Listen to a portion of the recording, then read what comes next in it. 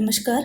सहायक आचार्य भर्ती परीक्षा और राष्ट्रीय पात्रता परीक्षा हेतु हम विभिन्न विषयों पर यहाँ सतत बात कर रहे हैं और उसी क्रम में हम अध्ययन कर रहे हैं राम की शक्ति पूजा का, जो कि छायावादी काव्य के महत्वपूर्ण हस्ताक्षर सूर्यकांत त्रिपाठी निराला द्वारा रचित है। सूर्यकांत त्रिपाठी निराला ने सरोज स्मृति, राम की शक्ति पूजा और बादल राग जैसी कई लंबी कविताएं लिखी हैं और ये कविताएं उनके संग्रह अनामिका में संग्रहीत हैं। राम की शक्ति पूजा जो कविता है वो इनकी सर्वाधिक प्रसिद्ध लंबी कविता है और यदि देखा जाए तो रूपबंध की दृष्टि से हम जब बात करते हैं तो काव्य के दो भेद माने जाते हैं,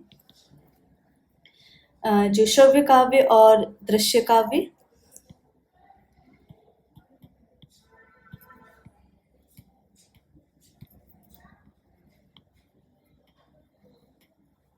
और राम की शक्ति पूजा की यदि बात करें तो ये आवश्यकता नहीं है बताने की कि राम की शक्ति पूजा श्रव्य काव्य के अंतर्गत आती है, क्योंकि दृश्य काव्य में केवल वे विधाएं आती हैं जो मंच पर अभिनीत की जा सकती है, तो उसमें नाटक और एकांकी को हम दृश्य काव्य में रखते हैं। श्रव्य काव्य के फिर यदि भेद करें तो दो भेद वहां नजर आते हैं, प्रबंध काव्य और मुक्तक काव्य।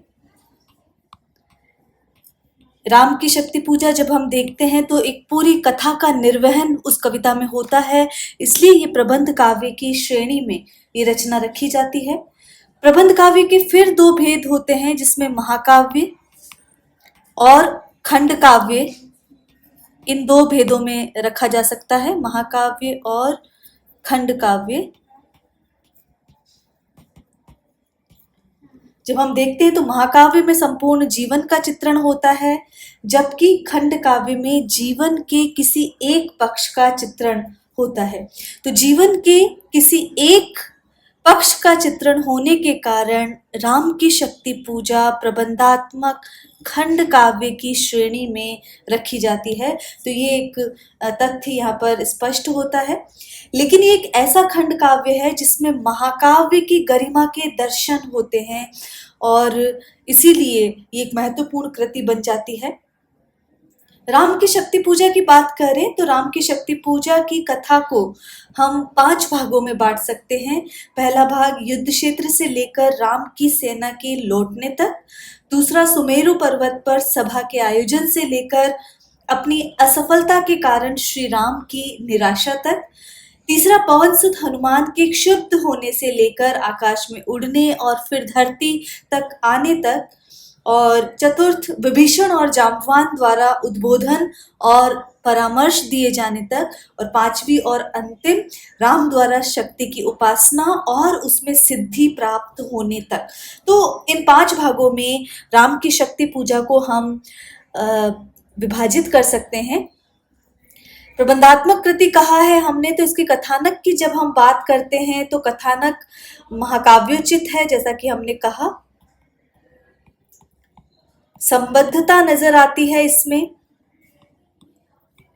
महाकाव्य में नायक की बात करें तो नायक धीरोदात्त होना चाहिए। तो यहाँ पर जो नायक जो है उच्च कुल के हैं, क्षत्रिय हैं, कुलोद्भव है और श्री राम है, तो वो भी पूर्ण होती है बात। इसका कथानक सुगठित है और काव्य का उद्देश्य यदि देखें तो असत्य पर सत्य की विजय, ये महती उद्देश्य यहाँ पर नजर आता है। चूंकि लंबी कविता है, लेकिन लंबी कविता भी सुगठित है, इसमें कहीं भी शिथिलता नहीं है, न ही कोई व्यर्थ की बात है, न ही कहीं पर भी किसी तरह का झोल नजर आता है। लेकिन कई स्थानों पर कल्पना का जो चमत्कार है वो हम स्पष्ट देख सकते हैं।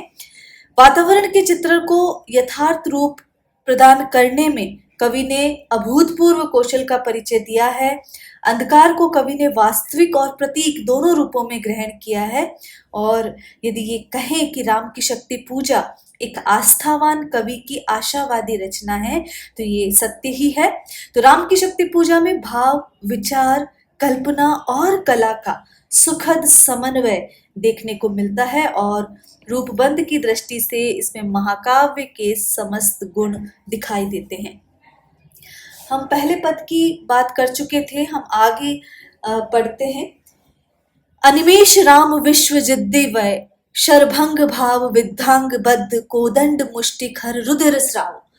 तो यहाँ पर जब हम पहले ही देख रहे हैं कि राम और रावण का युद्ध चल रहा है और राम की जो वानर सेना है वो किस प्रकार रावण के और रावण की सेना के बाणों और अस्त्र शस्त्रों से वो वहां पर चोटिल हो रही है, इन सभी बातों का और भयंकर जो युद्ध के परिवेश का चित्रण प्रथम पद में ही किया गया था।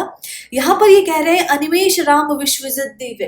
तो श्री राम के जो शर थे वो भंग हो रहे थे। वो उनके शर कैसे थे, उनके बाण कैसे थे? दिव्य बाण कहे गए हैं। तो दिव्य बाण थे, वो भंग हो रहे थे। अनिमेष राम, और भाव की बात यहाँ कह रहे हैं तो राम अत्यंत चिंतित अवस्था में, अनिमेष निर्निमेष की बात यहाँ पर कहे जाए, जिन्होंने नेत्रों को झपकाया भी नहीं है, पलकों को झपकाया भी नहीं है, तो निर्निमेष चिंतित अवस्था में एक टक दृष्टि लगाए हुए बैठे हैं। विद्धांग बद्ध कोदंड मुष्टिखर रुधिर स्राव, उनके अंग रावण के बाणों से छिद गए हैं, आहत हो गए हैं। सशक्त रूप से उन्होंने कोदंड अर्थात धनुष को उन्होंने अपनी मुष्टि में पकड़ रखा है। तो यहाँ धनुष की बात हो रही है। धनुष को उन्होंने अपनी मुष्टि में पकड़ रखा है। खर रुधिर श्राव, और रुधिर श्राव उनके शरीर से तीव्र रक्त स्राव जो है वो हो रहा है। तो सशक्त रूप से उन्होंने धनुष को अपनी मुट्ठी में पकड़ रखा है और जो रुधिर श्राव वहां पर तीव्र गति से देखा जा रहा है। रावण प्रहार दुर्वार विकल वानर दल बल, मूर्छित सुग्रीवा गंध भीषण गवाक्ष गए नल। तो जब हम श्री राम की जो शक्ति पूजा की बात करते हैं, जैसा कि हमने कहा तत्सम शब्दावली युक्त रचना है और यहाँ पर विभिन्न भावों का जो समावेश है वो वीरता पूर्वक यहाँ पर किया गया है। युद्ध के वातावरण का अतिशयोक्तिपूर्ण चित्रण यहाँ पर किया गया है और युद्ध के अतिशयता को पूरी सजीवता के साथ अभिव्यक्त किया गया है। तो यहाँ पर भी रावण प्रहार दुर्वार विकल वानर दल बल, तो जब हम बात करते हैं तो सामासिक शब्दावली का प्रयोग इस पूरी लंबी कविता में देखने को मिलता है। तो यहाँ पर रावण प्रहार दुर्वार विकल वानर दल बल, तो यहाँ पर संपूर्ण वानर दल और बल जो था वो रावण के प्रहार से व्याकुल हो रहा था। ये बात यहाँ पर कही जा रही है। रावण प्रहार दुर्वार विकल वानर दल बल, तो वानरों का जो दल बल था, वानर दल बल रावण के प्रहार से दुर्वार अर्थात व्याकुल हो रहे थे।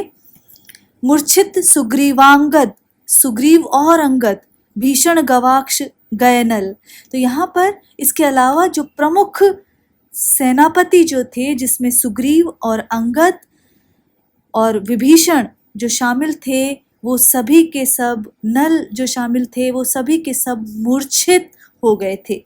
वारित सौमित्र भल्लपति अगणित मल्लरोध, गर्जित प्रलयाब्धि क्षुब्ध हनुमत केवल प्रबोध।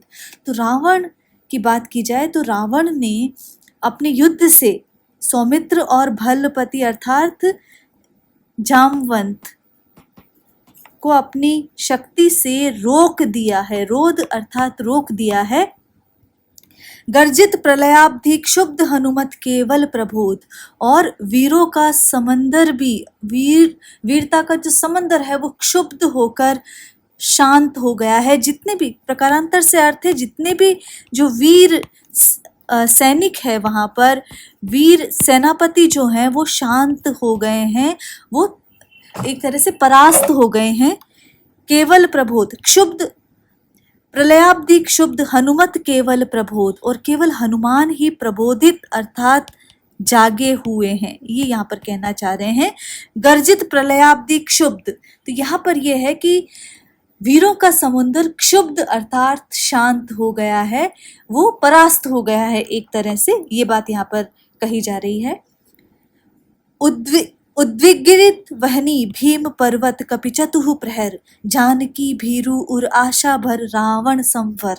तो यहाँ पर उद्विग्नित वहनी भीम पर्वत कपिचतुः प्रहर, तो चतुः प्रहर 4 प्रहर की बात यहाँ पर कही जा रही है कि 4 प्रहर तक केवल हनुमान जी ही रावण की सेना पर प्रहार कर रहे थे और पर्वत के समान हनुमान जी ही युद्ध में अग्नि से बरसाते हुए डटे हुए वहां पर नजर आ रहे हैं। और रावण के इस संग्राम में सीता के लिए श्री राम का मन चिंतित हो रहा था। ऐसे श्री राम के मन में हनुमान जी के पराक्रम ने आशा भर दी है। जानकी भीरु उर आशा भर रावण समवर। तो रावण के साथ इस संग्राम में सीता के लिए जो उनका राम का मन जो चिंतित हो रहा है, सशंकित हो रहा है, ऐसे श्री राम के मन में हनुमान ने अपने पराक्रम से उनमें आशा का संचार वहां पर कर दिया है। ये बात यहाँ पर कह रहे हैं। तो इस पद में यदि देखा जाए तो चूंकि हमने कहा युद्ध का अतिशय वर्णन, सजीव वर्णन यहाँ पर है, तो रौद्र और वीर रसों की व्यंजना यहाँ पर की गई है। तो रौद्र और वीर रसों की व्यंजना देखने को मिलती है। आगे है कि लौटे युग दल राक्षस पदतल पृथ्वी टलमल बिंद महोल्लास से बार बार आकाश विकल। तो यहाँ पर लौटे युग दल, दोनों दल वापस लौट रहे हैं। राक्षस पदतल पृथ्वी टलमल, और राक्षसों के दल के पैरों से पृथ्वी टलमल हो रही है, अर्थात पृथ्वी कांप रही है। बिंद महोल्लास से बार बार आकाश विकल, और उनके उल्लास से आकाश विकल हो रहा है। उनके उल्लास से, उनके कोलाहल से आकाश भी व्यथित हो रहा है, अर्थात इतना भयंकर जो उपद्रव है वो रावण की सेना ने वहां पर मचा दिया है। वानर वाहिनी खिन्न, वानर वाहिनी, वाहिनी का तात्पर्य यहाँ सेना से है। वानरों की सेना जो है वो खिन्न है। खिन्न का अर्थ है अवसाद है, अवसाद में है, दुख में है। लख निज पति चरण चिन्ह, वो श्री राम के चरणों को पहचान कर चल रही शिविर की ओर स्थिविर दल जो विभिन्न, वो श्री राम के चरणों को पहचान कर, अर्थात उनके चरणों का अनुगमन करके शांति से स्थिविर दल अपने विश्राम स्थल की ओर, अपने शिविर की ओर वो चुपचाप वहां पर चल रही है। खिन्न मन से चल रही है, अवसाद से चल रही है, क्योंकि रावण का और उसकी सेना का आतंक वहां पर अधिक छाया हुआ है। प्रशमित है वातावरण, नमित मुख सांध्य कमल, लक्ष्मण चिंतापल पीछे, वानर वीर सकल। तो आगे आगे श्री राम जा रहे हैं और जो वातावरण है वो प्रशमित है, अर्थात बिल्कुल शांत वातावरण वहां है। नमित मुख सांध्य कमल, जैसे कमल का फूल संध्या के समय लटक जाता है, झुक जाता है, वैसे ही श्री राम का जो मुख है वो कमल के समान, जो उनका मुखमंडल है वो झुका हुआ लग रहा है। लक्ष्मण चिंतापल पीछे, वानर वीर सकल, और लक्ष्मण भी उनके साथ हैं, जो कि चिंता मग्न हैं, जो कि व्यथित हैं, और पीछे जो है सारा जो वानर सेना, सकल मतलब समूची वानर सेना पीछे दिखाई दे रही है। रघुनायक आगे अवनी पर नवनीत चरण, तो आगे आगे श्री राम जा रहे हैं और जो अवनी पर, धरती पर उनके जो कोमल चरण हैं वो वहां पर नजर आ रहे हैं। श्लथ धनु गुण है कटिबंध स्रस्त तुणीर धरण, तो उनका जो धनुष है वो धनुष की डोर उतरी हुई है, और श्लथ धनु गुण है जो उनके कमर का जो वस्त्र है जिसमें तरकश बंधा था। कटिबंध श्रेष्ठ तुणीर धरण, जिस कटी वस्त्र, जो कटी बंध है कमर का वस्त्र जिसमें तरकश तुणीर जो धारण किया हुआ था वो श्लथ हो गया है, वो ढीला हो गया है। दृढ़ जटा मुकुट हो विपर्यस्त प्रतिलट से खुल, उनकी जटाओं का जो मुकुट सा बना होता है विपर्यस्त, वो बिखर गया है, बिखर जाने से, लटों के खुलने से वो बिगड़ गया है, जैसा होना चाहिए वैसा नहीं है, वो बिगड़ गया है। फैला पृष्ठ पर, बाहुओं पर, वक्ष पर विकल, और वो जो लटें हैं, जो उनके बाल हैं, वो बालों की लटों जो है वो बिखर गई हैं, फैल गई है, पीठ पर फैल गई हैं, उनके बाहुओं पर, उनके वक्ष पर वो फैली हुई लटाएं, बिखरे हुए बाल नजर आ रहे हैं।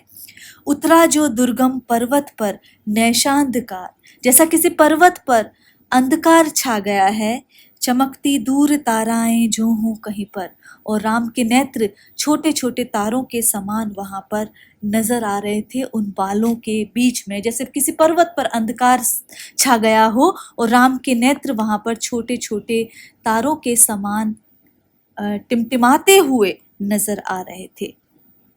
तो यहाँ पर जब देखें तो पुनरुक्ति प्रकाश अलंकार का प्रयोग यहाँ पर मिल रहा है। पृथ्वी तलमल, यदि देखें हम तो पृथ्वी तलमल की जब बात कर रहे हैं तो वहाँ पर मानवीकरण अलंकार है, आकाश विकल में मानवीकरण अलंकार है। तो इस और संस्कृत निष्ठ जो तत्सम शब्दावली का प्रयोग यहाँ पर देखने को मिल रहा है। आए सब शिविर सानु पर पर्वत के मंथर, सुग्रीव विभीषण जाम्बवान आदिक वानर। तो सब लोग धीरे धीरे करके पर्वत की चोटी पर, सानु का अर्थ है चोटी पर, आ गए और अपने शिविर पर आ गए। कौन कौन आ गए? धीमी गति से आए हैं। सुग्रीव विभीषण जाम्बवान आदिक वानर, सभी वानर, सेनापति अंगद हनुमान नलनील सभी लौट गए। सुग्रीव विभीषण जाम्बवत सभी आ गए। सेनापति दल विशेष के अंगद हनुमान नलनील गवाक्ष प्रात के रण का समाधान, और सभी वानर सेनापति अंगद हनुमान नलनील सभी लौट आए और सभी जो प्रात के रण, जो भोर में जो युद्ध होने वाला है उसकी रणनीति बनाने लगे, उसकी योजना बनाने लगे और उसका समाधान खोजने लगे। करने के लिए फिर वानर दल आश्रय स्थल, और इस तरह सभी जब समाधान सोचने के लिए, रणनीति बनाने के लिए सभी वानर दल उस आश्रय स्थल पर आ गए। तो आगे हम राम की शक्ति पूजा पर अध्ययन जारी रखेंगे, लेकिन ये ध्यान रहे कि राम की शक्ति पूजा में भाव, विचार, कल्पना और कला का सुखद समन्वय वहाँ पर किया गया है, और एक शक्तिशाली और प्रेरणा देने वाली ये लंबी कविता है, निराला की कविता है, जिसका अध्ययन हम जारी रखेंगे। आज के लिए इतना ही। नमस्कार।